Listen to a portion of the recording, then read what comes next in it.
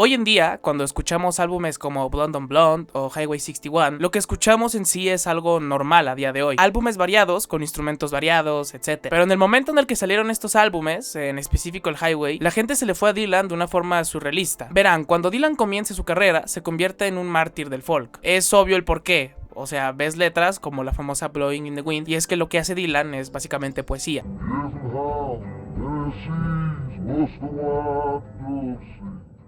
Pero para la época, el folk era solo una voz, un instrumento de viento y una guitarra acústica. Para los puristas, eso era lo que tendría que ser el folk. Y si alguien se salía de la norma, era visto de mala forma y tipo traicionar al género. Dylan en sus comienzos no tenía problema en tocar folk tradicional, pero avanzando los años, él se empezaba a cansar de él. Él no quería verse en 40 años tocando Blowing in the Wind y quemar tanto la canción haciendo que el significado de esta desapareciera. Entonces, Dylan tomó una decisión que cambiaría la historia de la música popular para siempre. Decide electrificarse.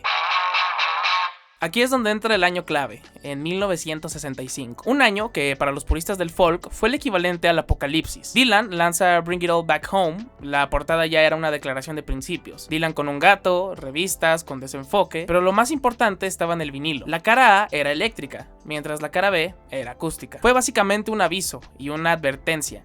Pero nadie estaba preparado para lo que vendrían unos meses después en el Festival de Folk de Newport. Quiero que todos nos imaginemos la siguiente escena. Es el 25 de julio de 1965. Newport es básicamente la iglesia del folk. El público espera a su mesías con la guitarra de madera y la armónica, pero Dylan sube al escenario con una chaqueta de cuero negra y una Fender Stratocaster. En el momento en que arrancan con una versión eléctrica y ruidosa de Maggie's Farm, el caos se desata. La leyenda dice que Pete Seeger, el padre del folk tradicional y mentor de Dylan, estaba tan furioso que intentó cortar los cables de sonido con un hacha, aunque los historiadores dicen que Seeger solo gritaba que no se escuchaba la voz por el ruido. Si lo piensan bien, la metáfora es perfecta.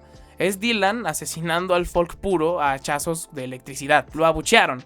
No fueron unos pocos silbidos, fue un rechazo visceral donde Dylan solamente tocó 3 canciones y se fue. En ese momento se declaró la guerra. Y justo en medio de esta tormenta, en agosto del 65, lanzó una bomba atómica, que es para mí de los mejores álbumes de Dylan y yo creo que para muchos de ustedes, Highway 61 Revisited. Este álbum no era solo ruido.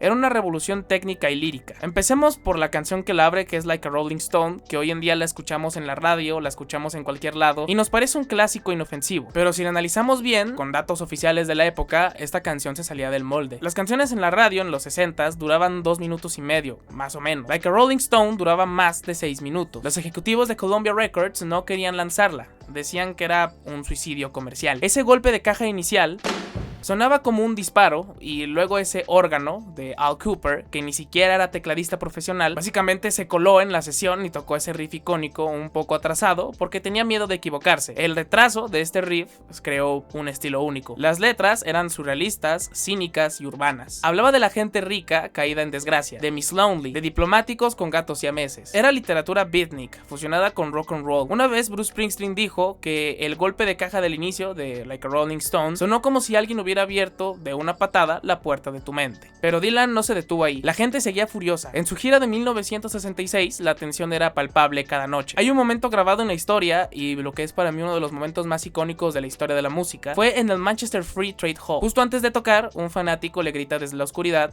Judas. El silencio es sepulcral. Dylan, lejos de achicarse, se acerca al micrófono y le dice: no te creo, eres un mentiroso. Y luego se gira hacia su banda, The Hawks, que luego se convertirán en otra banda importante llamada The Band, y les da la orden más famosa del rock.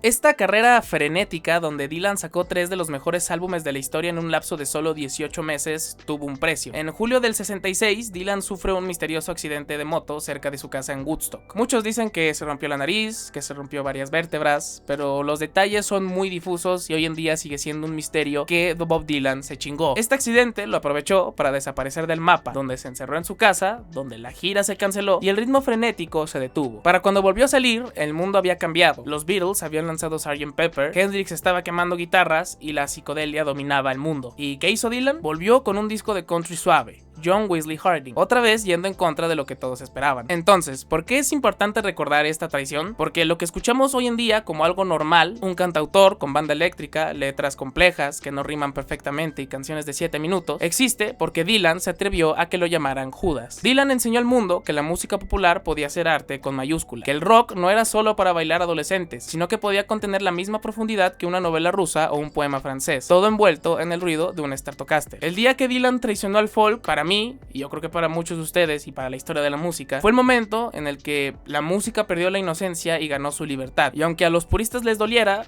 gracias a que Dylan traicionó al folk, terminó salvando al rock and roll. Y nada, eso es todo.